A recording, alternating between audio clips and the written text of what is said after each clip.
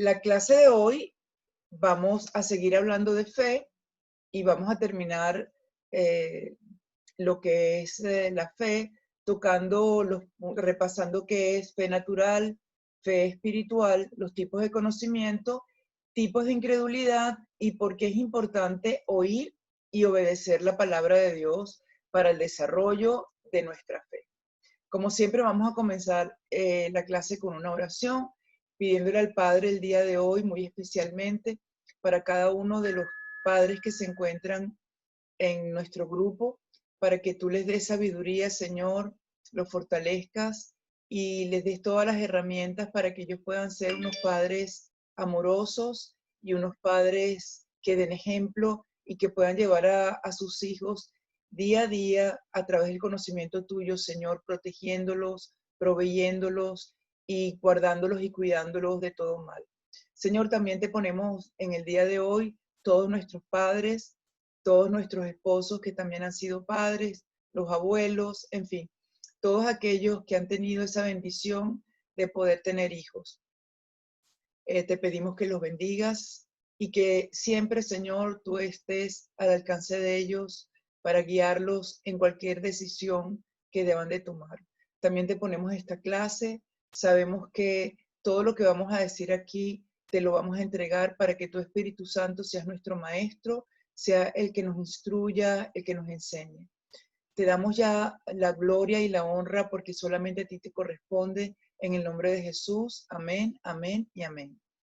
Bueno, mis queridos hermanos, comenzamos entonces la clase de hoy haciendo un pequeño repaso de lo que habíamos visto de fe y vamos a comenzar repasando un poco en qué se sustentaba la fe. La fe se sustenta en tres aspectos muy importantes. En la palabra de Dios, en esa vigencia de la palabra de Dios y en la obra redentora de Jesús. Habíamos visto que la fe se sustentaba en la palabra de Dios porque toda la Biblia, toda la escritura ha sido inspirada por Dios. O sea, todo lo que nosotros leemos en la palabra de Dios, aunque fue escrita por diferentes personas a lo largo de la historia, todas ellas fueron inspiradas por el Espíritu Santo. O sea, que el Espíritu Santo les iba como dictando lo que se iba redactando. Por eso es que hay un hilo conductor desde el principio hasta el final de los libros de la Biblia. Y eso solamente puede ocurrir si es la misma persona, y en este caso el Espíritu Santo, el que va inspirando a todos estos hombres de Dios para que vayan redactando todos los pensamientos, los consejos, todos los deseos del Señor y todas las promesas del Señor para nosotros. Amén.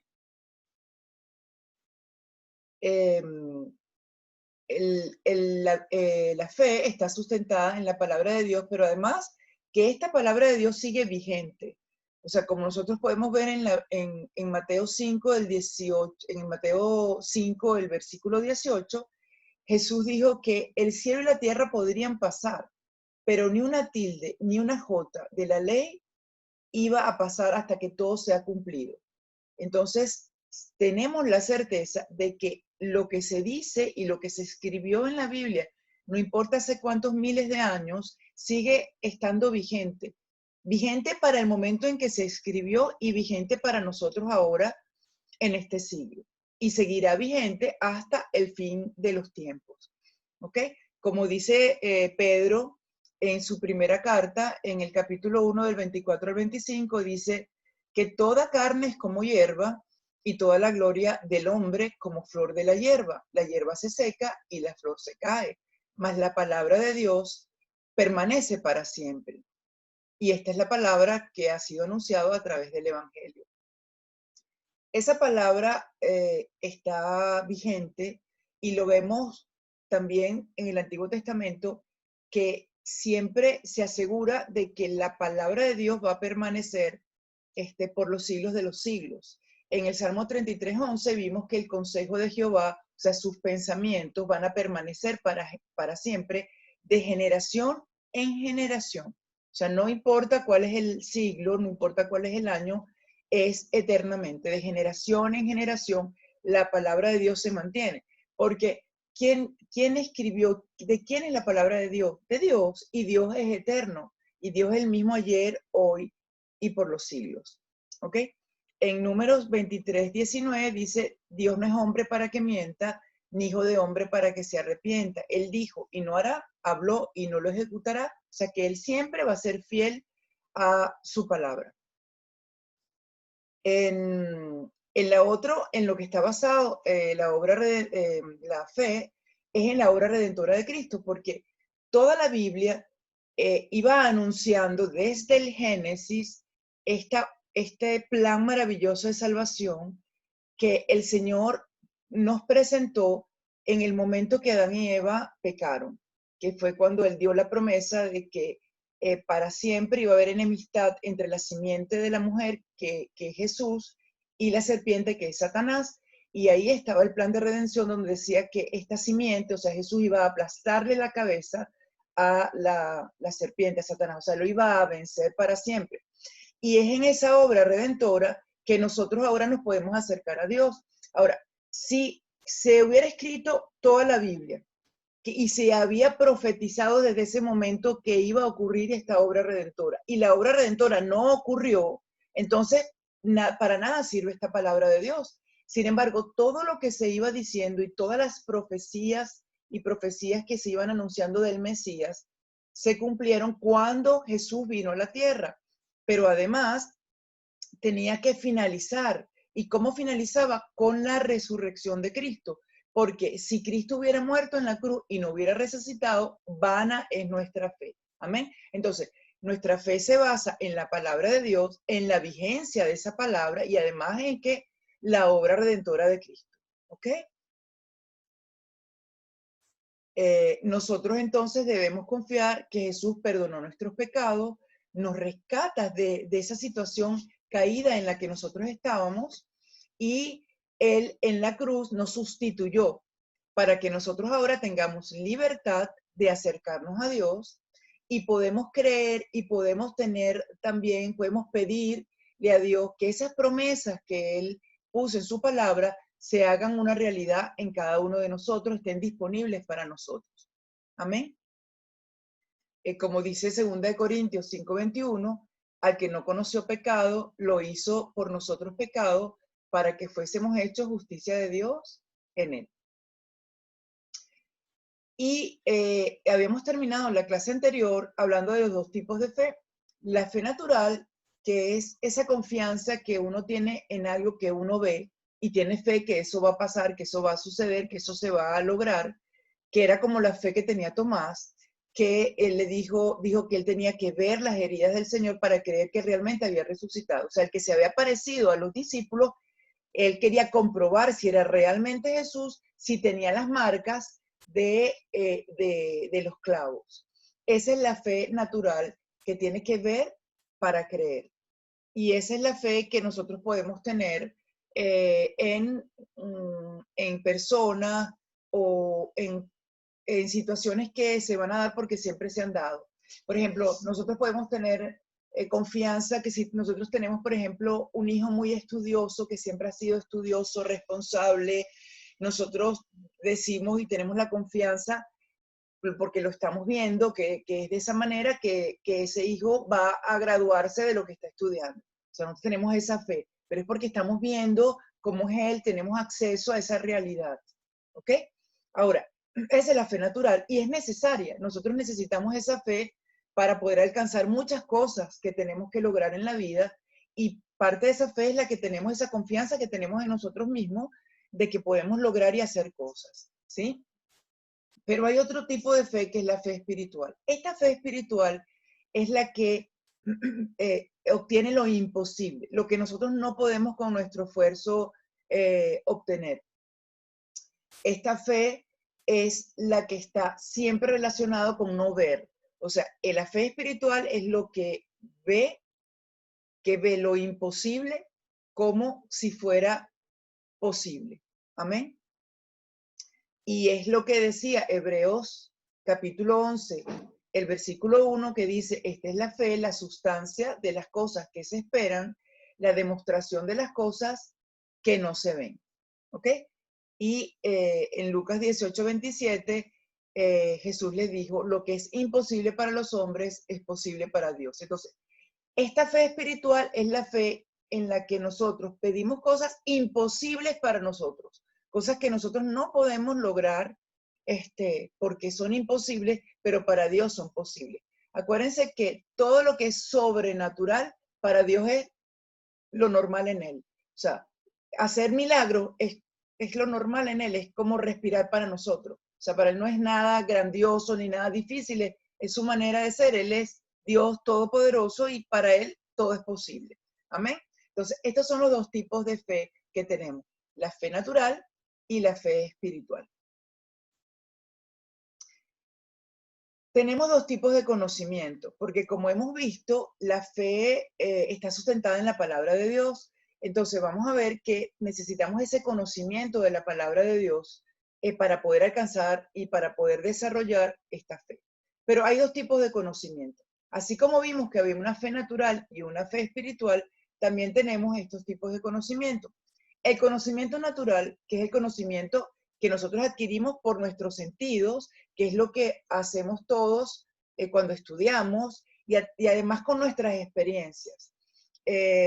Muchos de nosotros quizás no han tenido la oportunidad de estudiar de una manera académica, pero sí se han instruido con un oficio y todos los días aprendemos cosas, pero todos esos aprendizajes, todos esos conocimientos los vamos obteniendo de lo natural, de lo físico, a través de nuestros sentidos.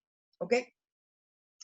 Y luego, ya va, déjenme que se fue para atrás. Y después tenemos el conocimiento espiritual, que es el conocimiento que solamente es revelado por el Espíritu Santo. Si el Espíritu Santo, a través de su gracia, de ese don inmerecido, que es revelarnos lo que la palabra de Dios nos quiere decir, podemos obtener ese conocimiento. Si el Espíritu Santo no revela lo que dice la palabra de Dios, todos los versículos y toda esa palabra de Dios va a estar sellada. O sea, la palabra de Dios son misterios. Por eso dice que para el hombre natural son locura. Y cuando uno no tiene la revelación del Espíritu Santo, uno va leyendo esa palabra de Dios y esa palabra de Dios está sellada, está cerrada. Esa palabra de Dios no se revela, no tiene ese rema, no se revela a nosotros. En cambio, cuando el Espíritu Santo nos va revelando lo que dice cada versículo, lo que significa cada versículo, entonces nosotros podemos entender lo que está sucediendo. No solamente eso, podemos estar seguros que Dios nos está hablando a nosotros a través de esa palabra. Y hay cosas que nosotros que estamos pasando una situación difícil, leemos la palabra y Dios nos habla y nos da la respuesta o nos fortalece en esa situación difícil. Porque ese es lo milagroso de la palabra de Dios, que es viva y eficaz.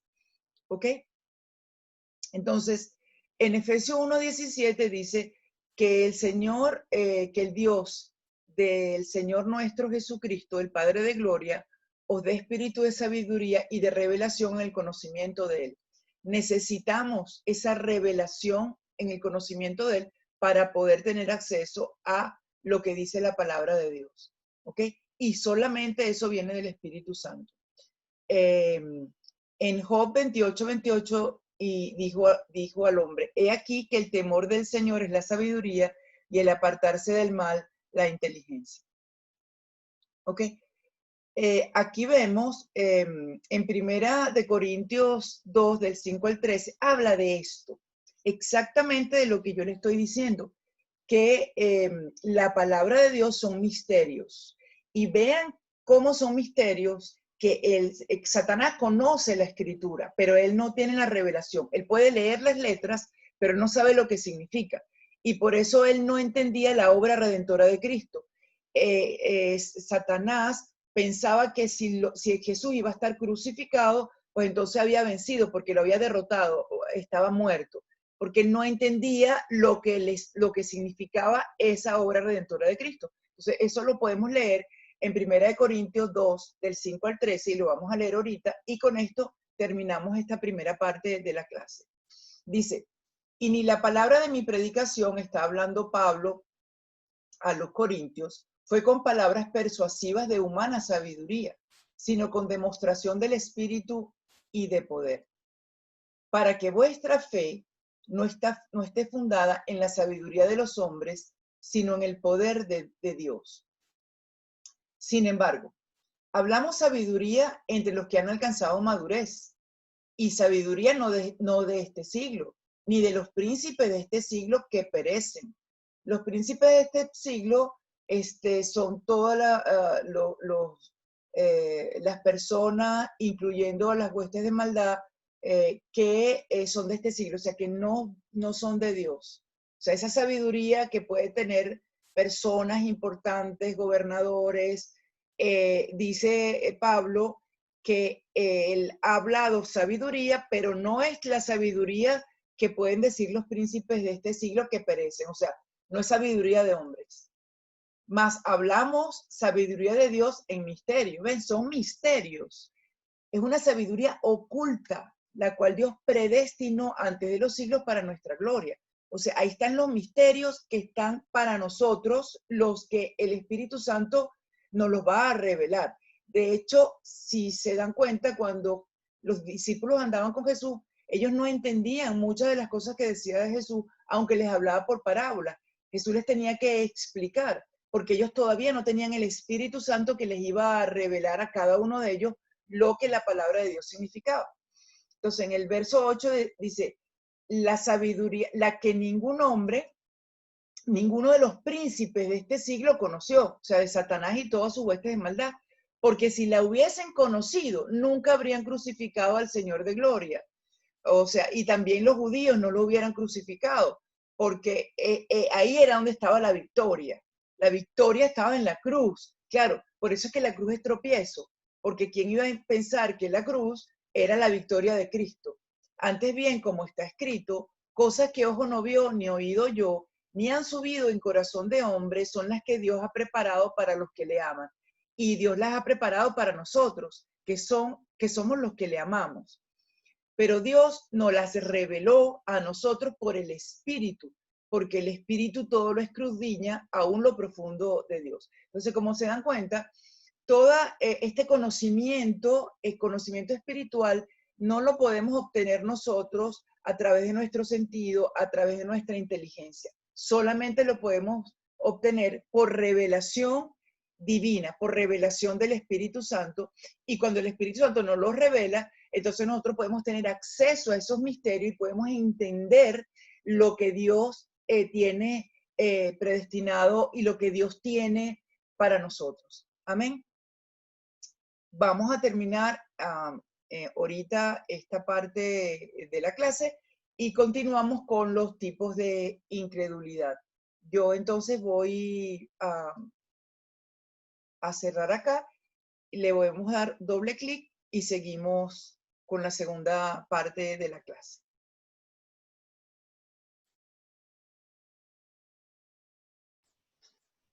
Continuamos con la clase de fe y vamos entonces a estar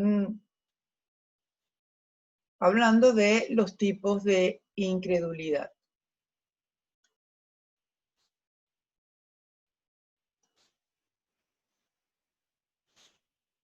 Los tipos de incredulidad, ahí vemos que hay dos tipos de incredulidad. Está la incredulidad que es la ignorancia.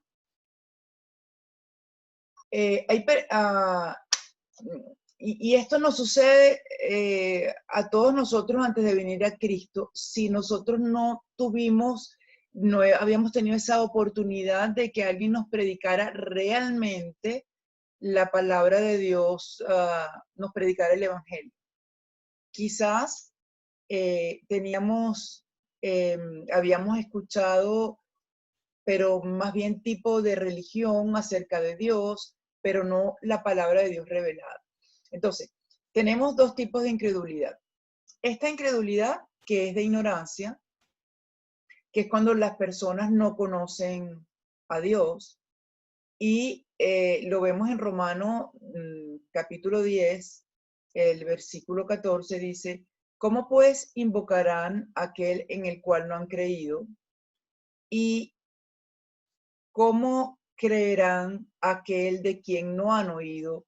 ¿Y cómo oirán sin haber quien les predique? Entonces, aquí en Romanos 10, 14 vemos que Pablo está diciendo cómo, cómo las personas pueden invocar a Dios si no han creído en Él porque no lo han oído, porque no hay quien les predique a Dios. Por eso, mis queridos alumnos, una de las cosas que queremos incentivar en ustedes es que ustedes puedan transmitir, puedan llevar este mensaje de salvación a todas aquellas personas que el Señor les ponga en su camino. Que podamos orar por aquellos que todavía no han tenido el privilegio de que le hayan predicado el Evangelio y nosotros estar siempre conscientes de que todo lo que el Señor nos da de gracia, lo debemos de dar de gracia, o sea, un regalo a aquellos que no han oído la palabra de Dios. Entonces, este tipo de incredulidad es de ignorancia. Si nosotros nunca hemos oído la palabra de Dios, si nosotros no sabemos de qué se trata, no sabemos que tenemos promesa, no sabemos que Dios es todopoderoso, no sabemos de la obra redentora de Cristo, entonces nosotros no creemos. O sea, no creemos porque somos ignorantes. De hecho, eso era lo que le pasaba, lo que le pasó a Pablo. Y en primera de Timoteo, en el capítulo 1, del 12 al 16, dice, doy gracias al que me fortaleció, a Cristo Jesús nuestro Señor, porque me tuvo por fiel poniéndome en el ministerio. O sea, Pablo está hablando que dice que gracias que el Señor lo tuvo por fiel. Habiendo yo sido antes blasfemo, perseguidor y injuriador, fui recibido a misericordia porque lo hice por ignorancia en incredulidad. O sea, Pablo era un judío y él de corazón lo que quería era defender al Dios en el cual él había creído. Y todo este movimiento que le llamaban el camino, este movimiento de Cristo, le parecía a él era una blasfema, o sea, blasfemia, porque ¿cómo es posible que alguien diga que es hijo de Dios? Así que Pablo, que era un fariseo, conocedor de la ley, había sido instruido a los pies de Gamaliel, que era un sabio de la época, o sea, él cumplía la ley al pie de la letra, él se encargó y él decidió que iba a ir a perseguir a los cristianos. Y eso era lo que él hacía. Entonces él dice, el Señor me tuvo por fiel poniéndome en el ministerio, porque yo antes había sido blasfemo, pero todo eso lo hice por ignorancia, en incredulidad. Amén. Pero la gracia de nuestro Señor fue más abundante con la fe y el amor que es en Cristo Jesús. Palabra fiel y digna de ser recibido por todos, que Cristo vino al mundo para salvar a los pecadores, de los cuales yo soy el primero. Pero por esto fui recibido a misericordia, para que Jesucristo mostrase en mí el primero toda su clemencia, para ejemplo de los que habrían de creer en él para vida eterna. O sea, miren qué bonito lo que dice Pablo. O sea, yo fui un perseguidor, pero el Señor conocía el corazón de Pablo y sabía que Pablo hacía todo esto por amor a él y que perseguía a los cristianos porque era ignorante, no sabía que realmente ese era el camino a seguir. Amén. Entonces, este es el tipo de incredulidad que es por ignorancia. Hay otro tipo de incredulidad que es cuando se niega la persona a creer. O sea, la persona ha creído, ha oído, se le ha impartido el evangelio, ha escuchado de Dios, de la obra redentora, ha visto, hasta han visto milagros. Bueno, solamente con ver la obra de Dios, o sea, todo lo que es su creación, y ellos rechazan la fe. O sea, dicen, no, yo no creo en esto, yo no creo en ese Dios, y la rechazan. Eso es negación. Eso es una incredulidad, pero una incredulidad consciente. Habiendo oído, se rechaza. En Juan 15, del 22 al 24, Jesús lo dice: si yo no hubiera venido y ni les hubiera hablado, no tendrían pecado. Mas ahora no tienen excusa de su pecado. El que me aborrece, también a mi Padre aborrece. Y no hubiese hecho, si yo no hubiera hecho entre ellos obras cual ningún otro ha hecho, no tendrían pecado. Mas ahora las han visto y me aborrecen a mí y al Padre.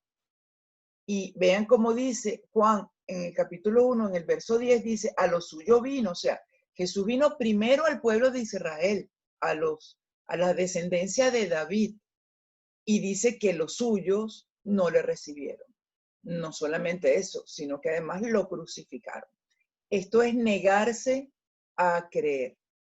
Eso es negarse a creer. Ese es otro tipo de incredulidad. Y ahí sí, el Señor dice que cuando la persona se niega a creer, sí ya es contado como pecado. Amén.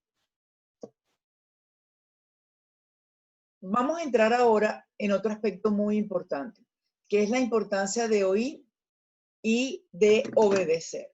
Porque nosotros hemos estado hablando de que la fe está basada en la palabra de Dios y que para tener fe tenemos que oír y oír esa palabra de Dios. Entonces vamos a ver el oír y vamos a ver el obedecer.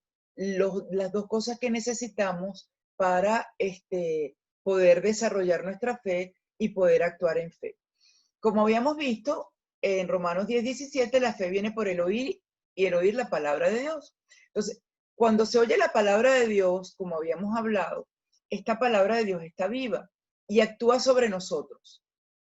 Esta palabra de Dios, cuando actúa sobre nosotros, nos permite esa revelación espiritual que se abren nuestros ojos, nuestros oídos espirituales para poder entender las cosas de Dios y creerle a Él. Como dice Hebreos 4:12, porque la palabra de Dios es viva y eficaz y más cortante que espada de dos filos. O sea, está viva y es eficaz. La palabra de Dios abre nuestros ojos y nuestros oídos espirituales. En Marcos 8, del 18 al 21, Jesús estaba diciendo, usted le estaba diciendo a sus apóstoles, porque ellos habían ya estado con él cuando la multiplicación de los panes. Y en este momento también el Señor les había preguntado si habían traído pan. Y entonces ellos estaban como confusos, no sabían qué estaba pasando. Y entonces el Señor le dice: teniendo ojos no veis y teniendo oídos ya no recordáis. Cuando partí los 5 panes entre 5,000, ¿cuántas cestas llenas de los pedazos recogisteis? Y ellos dijeron 12. Y cuando los 7 panes entre 4,000, ¿cuántas canastas llenas de los panes recogiste? Y ellos dijeron 7. Y él les dijo: ¿cómo aún no entendéis? O sea, fíjense que la palabra de Dios es misterio, pero cuando nosotros estamos leyendo esta palabra de Dios, el Espíritu Santo nos la revela, se abren nuestros ojos y nuestros oídos espirituales y podemos ver y entender lo que Dios nos quiere mostrar. Por eso es tan importante oír la palabra de Dios. En Efesios 1, del 17 al 18, dice Pablo: para que el Dios de nuestro Señor Jesucristo, el Padre de gloria, os dé espíritu de sabiduría y de revelación en el conocimiento de Él. Fíjense que necesitamos esta sabiduría y esta revelación para conocer a Dios. ¿Cómo? Alumbrando los ojos de nuestro entendimiento, para que sepáis cuál es la esperanza a que Él os ha llamado y cuáles las riquezas de la gloria de su herencia de los santos. Entonces, toda esta obra maravillosa la hace Dios a través de su palabra. nos va revelando todo ese conocimiento y nos da ese espíritu de sabiduría y revelación en el conocimiento de Él.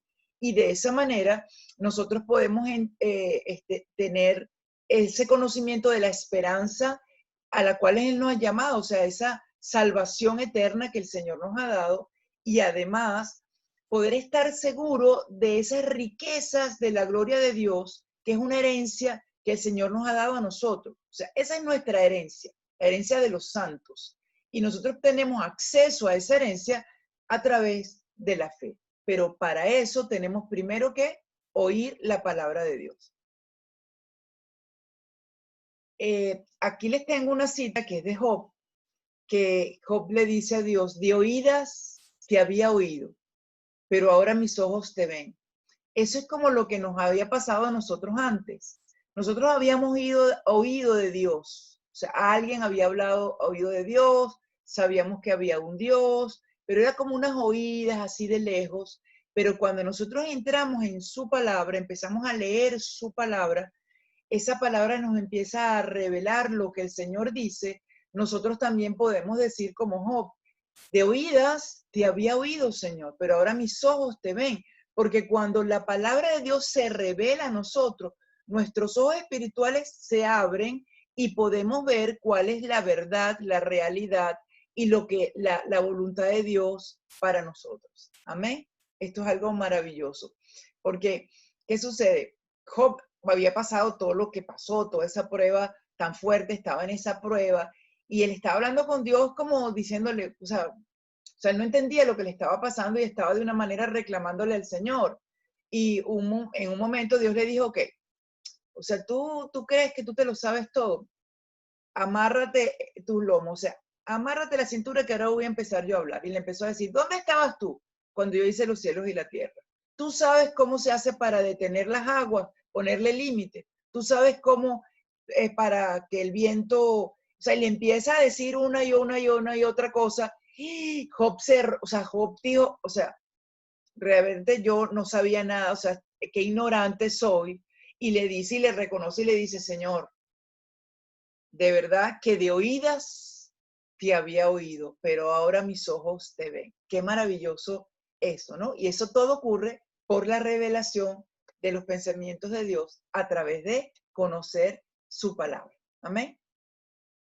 Y les traje este ejemplo de Saulo de Tarso, que es Pablo, el apóstol Pablo, que antes se llamaba Saulo, Saulo de Tarso, porque era de esa zona de Tarso, y cómo cuando Saulo, de ser un perseguidor de la iglesia, se convierte a uno de los principales apóstoles del Señor, cómo todo eso ocurre por la palabra de Dios, ¿sí? Entonces, vemos la conversión de Pablo, que decía: Saulo, respirando aún amenazas y muerte contra los discípulos del Señor, vino al sumo sacerdote y le pidió cartas para las sinagogas de Damasco, a fin de que si hallase algunos hombres o mujeres de este camino. O sea, este camino es, el camino lo llamaban, todos los que seguían a Cristo decían que así se llamaba. O sea, así como nosotros somos cristianos, antes todos los cristianos eran los que seguían ese camino. Entonces, él está al sumo sacerdote y dice que le dé cartas, o sea, le dé la autoridad para que si él consigue alguna de estas hombres y mujeres que están en el camino, los trajera presos a Jerusalén.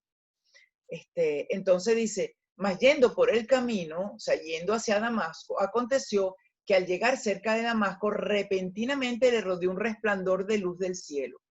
Acuérdense que Dios es luz. Un resplandor, y cayendo en tierra, oyó, vean, empieza a oír la palabra de Dios. Aquí comienza él a oír.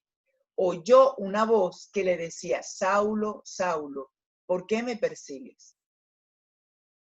Y él le dice: ¿quién eres, Señor? Y le dijo: yo soy Jesús, a quien tú persigues. Dura cosa te es dar coces contra el aguijón. Él, temblando y temeroso, dijo: Señor, ¿qué quieres que yo haga? Y el Señor le dijo: levántate. Vean que ya está escuchando palabra de Dios de verdad.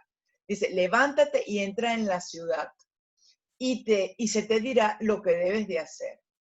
Y vean que él oye y empieza a obedecer.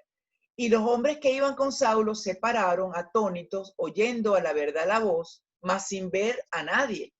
Y entonces Saulo se levantó de la tierra y abriendo los ojos no veía a nadie. Así que llevándolo por la mano le metieron en Damasco y donde estuvo 3 días sin ver y no comió ni bebió. O sea, vean lo que está sucediendo. Saulo cae, el Señor le empieza a oír y él, los ojos naturales se le ciegan. O sea, él ya no ve nada, ya se queda sin ver. Amén. Y entonces dice la palabra que había entonces en Damasco un discípulo de Jesús que se llamaba Ananías, a quien el Señor le dijo en visión, Ananías, y él respondió, heme aquí, Señor. Y el Señor le dijo, levántate y ve a la calle que se llama derecha y busca en casa de Judas a uno llamado Saulo de Tarso, porque he aquí él ora. O sea, fíjense que Saulo de Tarso, todavía se llamaba Saulo, el Señor le había cambiado el nombre, había quedado ciego, o sea, ya no tenía vista, había escuchado a Dios, a Jesús, y estaba orando. Y ha visto en visión a un varón llamado Ananías, que entra y le pone las manos encima para que recobre la vista. O sea, Saulo está orando, ciego, y en esa oración el Señor le muestra a Saulo que va a venir alguien que se llama Ananías, que le va a poner la mano y le va a hacer que recobre la vista. Entonces, esto se lo está diciendo ahora Jesús a Ananías. Entonces Ananías le dijo, Señor, he oído de muchos acerca de este hombre. ¿Cuántos males ha hecho a tus santos en Jerusalén? O sea, este es un perseguidor de la iglesia. Y entonces Jesús le dice, y aún aquí, dice Ananías, tiene autoridad de los principales sacerdotes para prender a todos los que invoquen tu nombre. O sea, si yo voy allá, me va a meter preso. Y entonces el Señor le dijo, ve, porque instrumento escogido me es este, para llevar mi nombre en presencia de los gentiles y de reyes y de los hijos de Israel. Porque yo le mostraré cuánto le es necesario padecer por mi nombre. Entonces, fue entonces Ananías y entró en la casa donde estaba Pablo y le dijo, hermano Saulo, el Señor Jesús, que se te apareció en el camino de donde venías, me ha enviado para que recibas la vista y seas lleno del Espíritu Santo. Amén. Fíjense, va a recibir ahora vista, pero no la vista natural. Sí va a recibir la vista natural, pero además va a recibir la vista espiritual. Y al momento le cayeron de los ojos como unas escamas y recibió instante la vista y levantándose fue bautizado. Esto que le sucede a Saulo de Tarso nos sucedió a todos nosotros.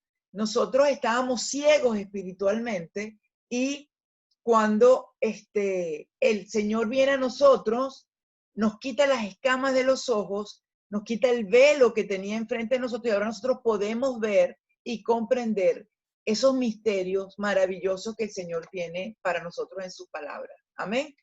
Y vean que Pablo lo dice, y lo dice en 2 Corintios 12, del 2 al 4, dice, conozco a un hombre en Cristo, hablando de él, de Pablo, que hace 14 años, si en el cuerpo no lo sé, si fuera del cuerpo no lo sé, Dios lo sabe, fue arrebatado hasta el tercer cielo. En la Biblia el tercer cielo es donde está Dios. Entonces Pablo está hablando de la experiencia que él tuvo cuando estuvo ahí. Él estuvo ahí en esa casa, ciego naturalmente, estaba orando, el Señor lo lleva al tercer cielo y le revela todo su plan, todos los misterios de su palabra, toda la obra redentora, o sea, todo, el Señor se lo revela a Pablo. Y entonces Pablo está diciendo, yo conozco un hombre hace 14 años, si en el cuerpo no lo sé, si fuera del cuerpo no lo sé, Dios lo sabe. Fue arrebatado hasta el tercer cielo. Y conozco a tal hombre, si en el cuerpo o fuera del cuerpo, no lo sé, Dios lo sabe, que fue arrebatado al paraíso, ¿ves? Dios lo llevó al cielo, donde oyó palabras inefables que no le es dado al hombre expresar. O sea, el Señor lo lleva al cielo, le revela su palabra, oye la palabra de Dios y él después de eso sus ojos fueron abiertos y Saulo se convierte en el Pablo que nosotros hemos escuchado, el cual tiene todas estas cartas y donde está esa doctrina maravillosa de Dios que nosotros estudiamos en el Nuevo Testamento. Amén. Entonces, lo de Pablo es un ejemplo maravilloso de cómo es necesario oír esta palabra de Dios para que esta palabra de Dios pueda abrirnos nuestros ojos y oídos espirituales. Amén. Y este milagro que ocurre en Pablo, que ocurrió en Pablo, ocurre en cada uno de nosotros. Y es maravilloso, mis queridos hermanos, porque cuando nosotros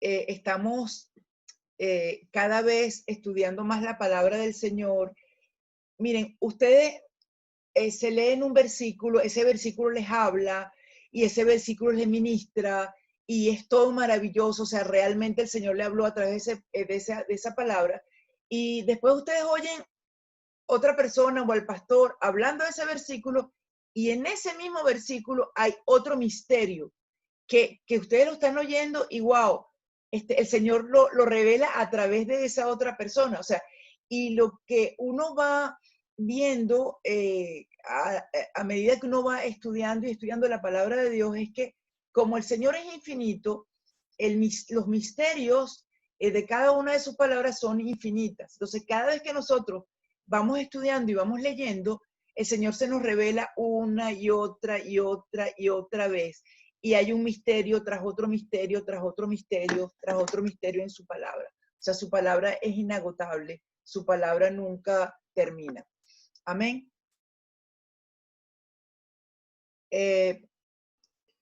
Continuamos entonces con la importancia de obedecer para nosotros poder desarrollar nuestra fe. Amén. Habíamos visto los tipos de incredulidad y habíamos visto la importancia de ello. Déjenme ponerles acá. Habíamos visto la importancia de oír la palabra de Dios. Y ahora vimos el ejemplo de Saulo de Tarso, de su conversión, y cómo cuando él escucha la palabra de Dios, él se convierte y se le es revelado todos estos misterios maravillosos que después Pablo nos los fue refiriendo a nosotros a lo largo de todas las cartas que él fue escribiendo. Amén. Entonces, vimos la importancia de oír la palabra de Dios, pero si nosotros somos solamente oidores y nosotros somos oidores, pero no somos hacedores de la palabra, entonces no vamos a poder alcanzar lo que estamos pidiendo en fe. Porque como leemos aquí, la fe es creer lo que dice la palabra de Dios. Y a través de la fe nosotros podemos alcanzar la bendición que nos permitió el Señor. Pero debemos de acompañar esta fe con acciones. Esto es, debemos de hacer lo que dice la palabra de Dios. ¿Ok? Si nosotros estamos pidiendo algo, imagínense, estamos pidiendo por trabajo. Nuestra oración es por trabajo.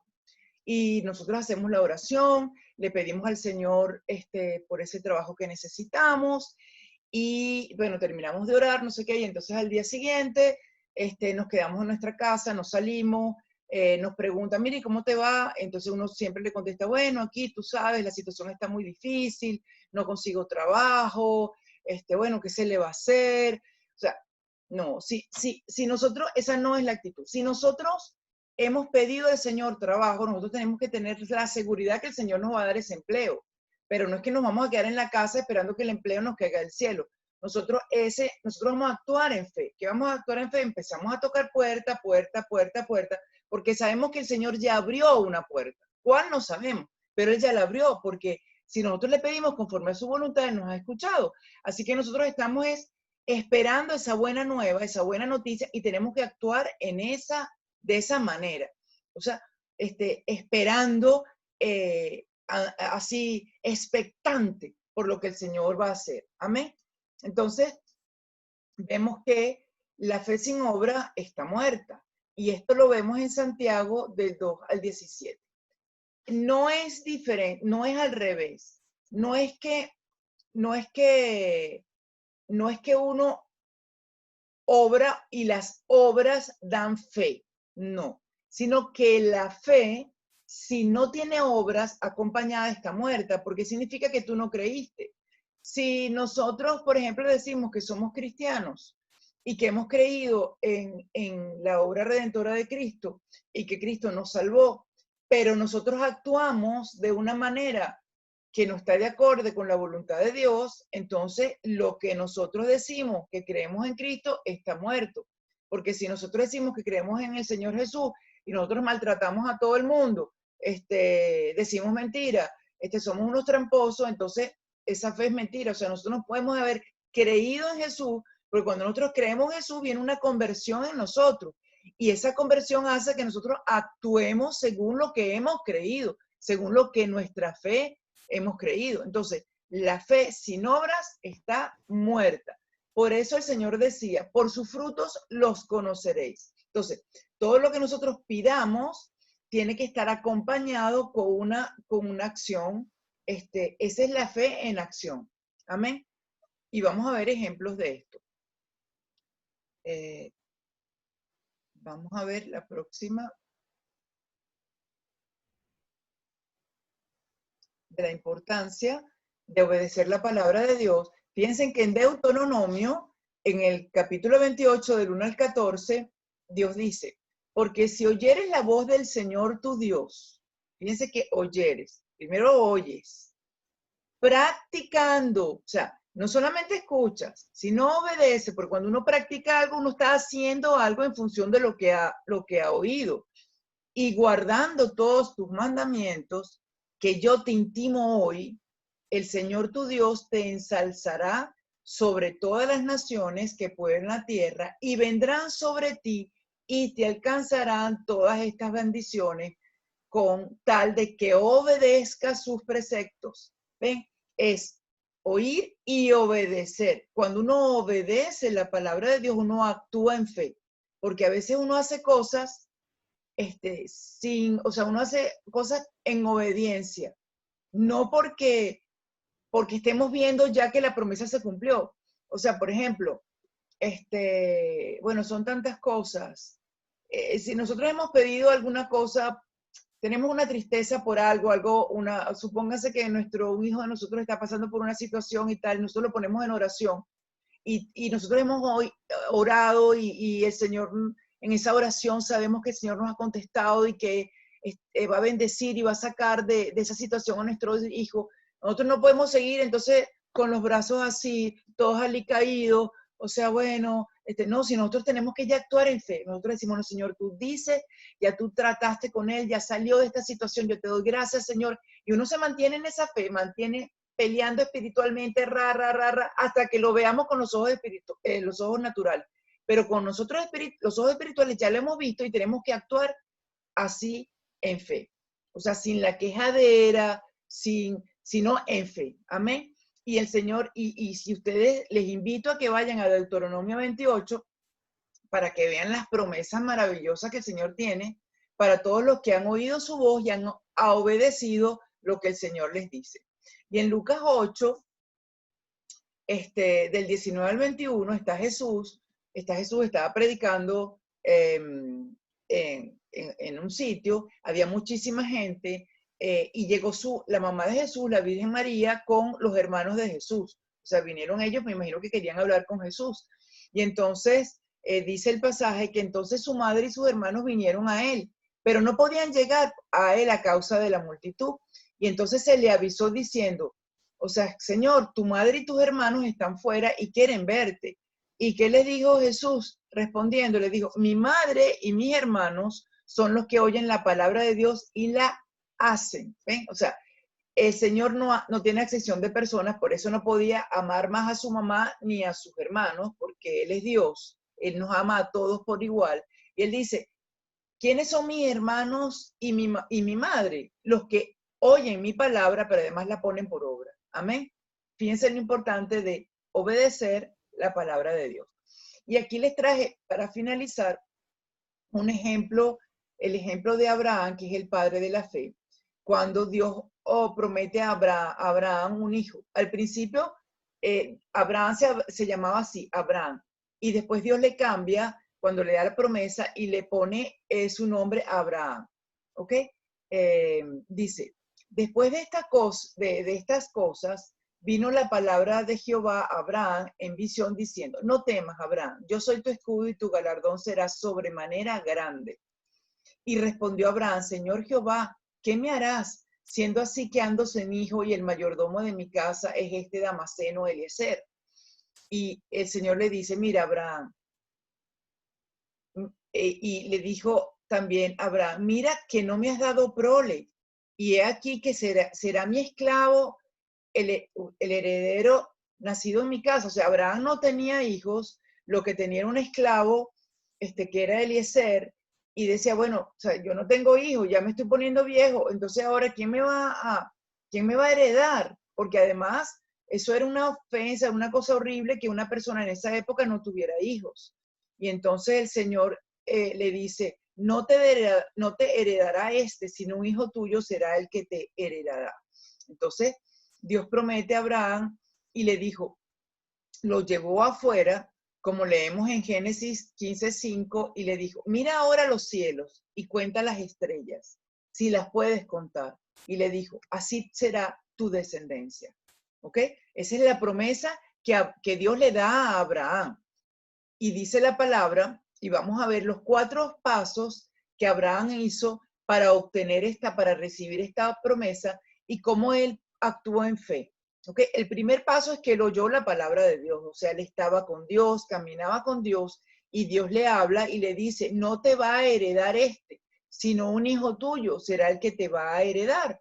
Y lo llevó afuera y le dijo, míralos ahora los cielos y cuenta las estrellas si las puedes contar. Y le dijo, así será tu descendencia. Entonces, el primer paso que vemos que hizo Abraham fue que oyó esa palabra de Dios, donde el Señor le hace una promesa y le dice que su descendencia va a ser como las estrellas, tan numerosa como las estrellas, que él no va a poder ni siquiera contarlo. Ese fue el primer paso de Abraham. Y el segundo paso, que él creyó la palabra de Dios. En Génesis 15:4 dice que cuando el Señor lo lleva afuera y le dice que mire los cielos y cuente las estrellas, en el versículo 6 dice, y creyó a Jehová y le fue contado por justicia. O sea, el Señor le dice, o sea, la esposa era estéril, él no había tenido hijos, ya estaba empezando a hacerse viejo, pero a pesar de todo, él oye esa palabra y él le cree a Dios. Y dice que cuando él le creyó a Dios, esa fe, cuando él creyó a Dios, le fue contado por justicia. O sea, le fue contado por justicia. Acuérdense que todos estábamos separados de Dios, de la gloria del Señor, porque estábamos en pecado, pero cuando él le cree a Dios, él entonces es justificado delante de Dios. Y él ya ahora puede acercarse a Dios porque cuando él creyó, ahorita la justicia de Dios fue derramada sobre él, fue contada por justicia. Y esa justicia que fue derramada sobre Abraham viene de generación en generación, hasta David, hasta la descendencia de David, hasta Jesús, y después de toda la descendencia de Jesús que somos nosotros. Amén. O sea, toda esa descendencia viene desde ese momento que Abraham creyó a Dios y le fue contado por justicia. Amén.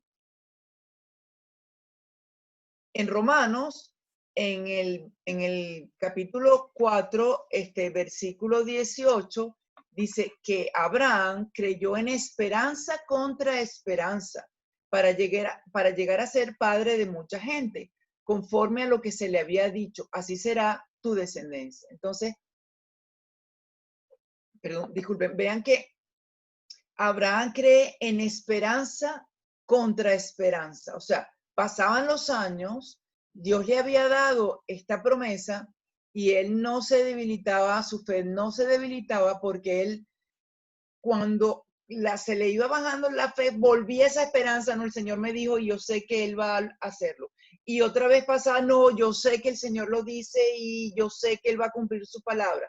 Y seguían pasando los años hasta que llegó a los 100 años, pero él seguía, yo sé, o sea, con esperanza contra esperanza. Él no se debilitó, él creía y seguía creyendo y seguía creyendo.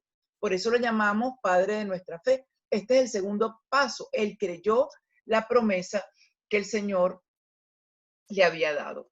El tercer paso es que Abraham no miró la circunstancia, sino que puso sus ojos en la promesa de Dios. O sea, la promesa era, te voy a dar una descendencia tan grande tan grande y numerosa como las estrellas del cielo. No la vas a poder contar.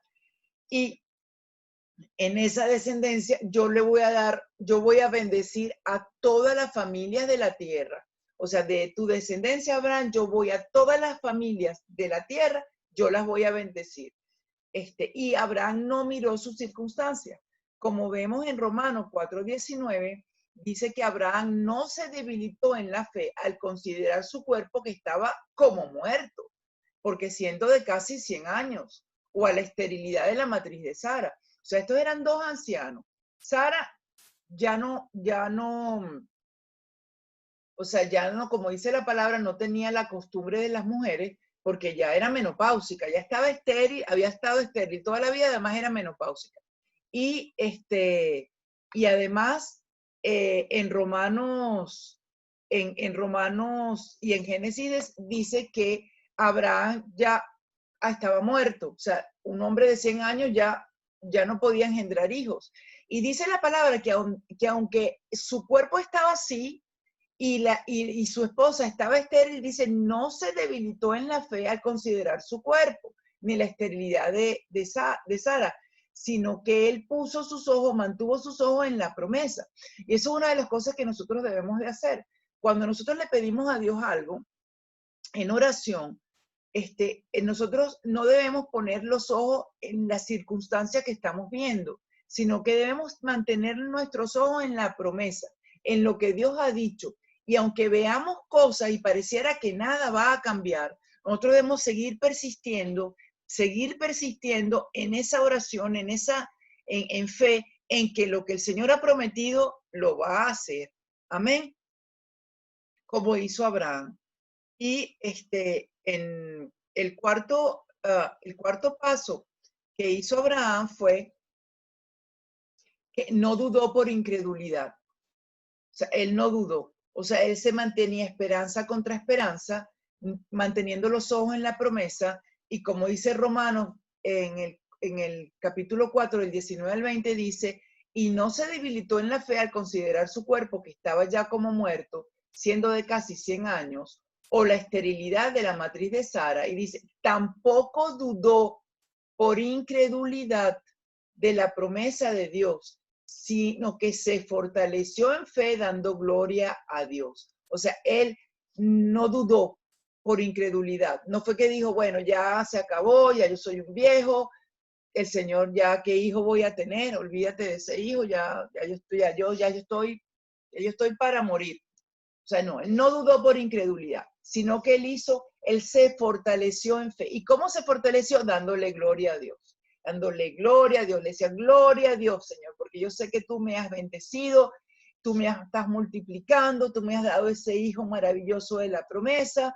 Y él lo que hacía era dándole gloria a Dios. Entonces, cada vez que nosotros tengamos una petición y esa petición que hemos pedido en oración, pareciera que no va a ocurrir, pareciera que no va a pasar, nosotros no nos vamos a debilitar viendo las circunstancias, sino que nos vamos a fortalecer en fe, manteniendo los ojos en esa promesa y además dándole gloria a Dios, que Él no solamente es fiel para cumplir esa promesa, sino es poderoso para que ocurra. O sea, tenemos esas dos cosas maravillosas, esas dos confianzas maravillosas, que el Señor es fiel para cumplir su promesa, pero además es poderoso para que se cumplan. Amén. Entonces, este ejemplo es el ejemplo de Abraham, que es el padre de nuestra fe. Y el Abraham, con 100 años, dio a luz Sara a Isaac, y después de Isaac, Isaac dio a luz, engendró a Jacob, y de Jacob vienen las 12 tribus de Israel, y de esas 12 tribus de Israel viene toda la ascendencia de David, y después de David toda la descendencia hasta llegar a Jesús, y de Jesús para acá nosotros somos sus hijos, o sea, somos la descendencia de Jesús. Por eso nosotros estamos insertados en esa promesa de Abraham, porque nosotros somos hijos de Jesús. Entonces, aunque esa promesa primero era para el pueblo de Israel, para los judíos, ahora en Jesús, lo que hemos creído en Jesús, estamos insertados en esa promesa. Y todas esas promesas maravillosas que el pueblo de Israel tenía, nosotros ahora lo obtenemos, ¿ok? Entonces, para finalizar, concluyendo todo este objetivo, toda esta clase de fe, vemos que para poner nuestra fe en acción debemos, primero que debemos hacer, creer que Dios existe y que es todopoderoso. Si nosotros no creemos en Dios, ya no tenemos fe. No hay fe, si no hay Dios, no se necesita fe, o sea, no creemos en fe. Lo primero es creer que Dios existe y es todopoderoso. Lo segundo, creer en su palabra, que la palabra de Dios es verdad. Creer que Dios es un Dios de amor y dador, no un Dios castigador, que nosotros tenemos confianza en entrar al trono de gracia, a buscar gracia para el oportuno socorro. O sea, no creer que el Señor nos va a maltratar, nos va a castigar, nos va a mantener en disciplina siempre, que el Señor, no, ese no es nuestro Dios. Nuestro Dios es un Dios, es consolador, es misericordioso, es un Dios de amor, un Dios dador. Que cuando nosotros nos acerquemos a Dios, tenemos que saber que nos hay y que es galardoneador de los que le buscan. Y tenemos que creer que Dios y su palabra expresan su voluntad, que la voluntad de Dios además es buena, es agradable y es perfecta.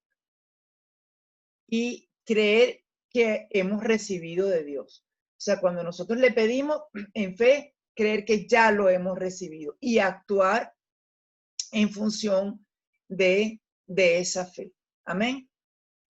Bueno, hasta aquí la clase de fe, y como ven ustedes, nosotros necesitamos de esta fe para poder caminar en esta tierra, aunque nosotros no somos de esta tierra, pero necesitamos la fe para poder caminar de la mano de Dios y caminar viviendo según su voluntad y obteniendo las promesas que el Señor nos ha dado, esas promesas maravillosas.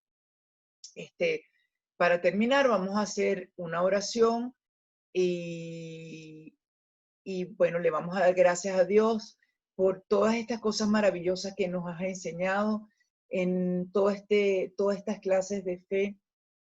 Te pedimos que nos sigas fortaleciendo y que nos sigas llevando de tu mano, Señor, a toda verdad, y que cada vez que nosotros te pidamos algo en oración, Señor, nosotros podamos mantenernos creyendo, recordando todas las cosas que tú has hecho con nosotros, recordando que tú eres fiel, teniendo esa confianza que tú eres poderoso para cumplir esas promesas, recordando, Señor, que tú eres un Dios dador, un Dios misericordioso, que tú te complaces en bendecirnos, te complaces en transformarnos, te complaces en proveernos, te complaces en enseñarnos, porque tú eres nuestro Padre, un Padre amado, que tan amado y tan amoroso has sido con nosotros, que diste lo que más tú querías, que era tu Hijo Jesús, para que Él nos diera vida por esa obra maravillosa que hizo en la cruz del Calvario. Gracias, Padre, te damos en el nombre de Jesús. Amén, amén y amén. Nosotros